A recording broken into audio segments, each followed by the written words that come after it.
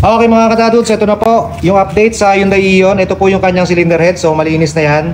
So susukatin natin yung kanyang cylinder head kung nagkaroon ba ng warpage. So naka-ready naman na rito yung mga pyesa niya. Yan, yung mga oil seal. Ito, original na valve seal, cylinder head gasket. Sasabay na rin natin to para hindi sayang yung kalas natin. Itong kanyang timing belt, ito, belt tensioner. So buti nakakuha yung kliyente namin ng original. So isasabay na natin yan.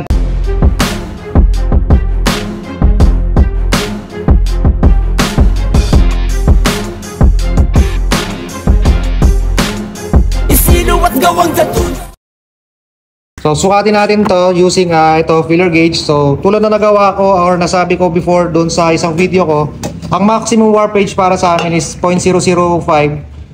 Gagamitan muna natin ng 0.003. Ayan o, 0.003. Hopefully, hindi pumasok 0.003. Ayan. So, mabilisan na lang po. Ayan, makikita nyo yung likuran, yung may ilaw. Ayan, makikita nyo, mayroon siyang gap, di ba?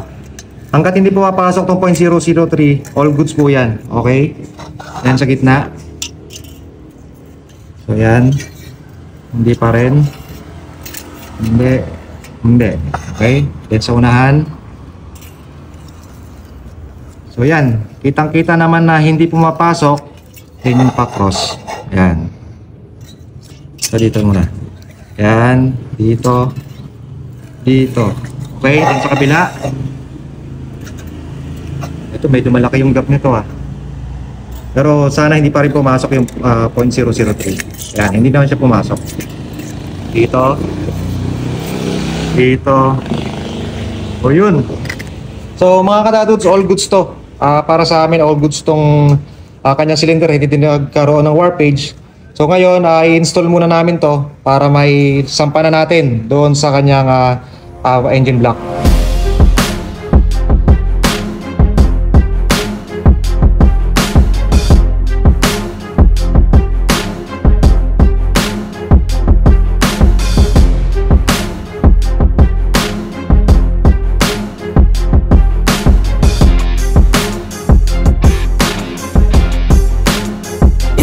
Gawang datuno ang ikumpara.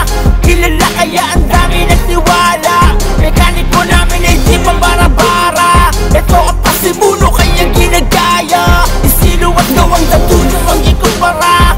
Kilala kaya ang dami nagtiwala.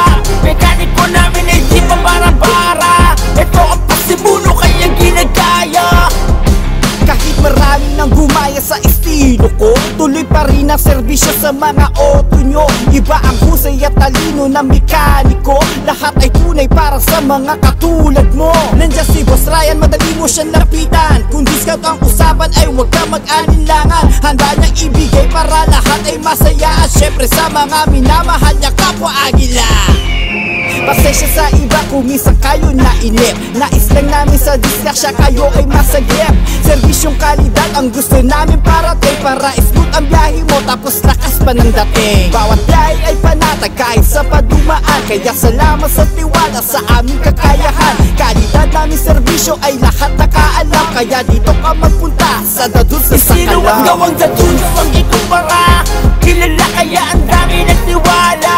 Mekaniko namin ay di pambara-bara. Ito ang pasimuno kaya ginagaya. Isino at gawang Dadun ang ikumpara. Kilala kaya ang dami nagtiwala. Okay mga katadudes, ayan na po. Na-install na po ang mga dapat i-install. Yan, nakita naman ninyo. Malinis na. So nailagay na rin natin yung kanyang bumper. So yan, for the meantime, distill lang muna ang nilagay namin dito para maobserbahan namin kung hindi na mag-overheat. So kapag hindi na nag-overheat, paanda rin natin ng straight na 5 hours at walang overheat, tsaka natin papalitan ng coolant. Then also, papalitan na rin natin ng engine oil bago natin i-turn over sa ating kliyente. So kailangan ma-assure muna natin na wala ng problema yung unit niya bago natin i-turn over sa kanya. Okay? So ito yung kanyang first start. Okay, start! So yun. So yan mga katadudes, nag-start na po. So obserbahan po muna namin to. Okay? So yun lang po mga katadudes, muli. Maraming salamat po. Gawang Dadun ang ikumpara. Kilala kaya ang dami nagtiwala. Mekaniko namin ay di pambara-bara. Ito ang pasimuno kaya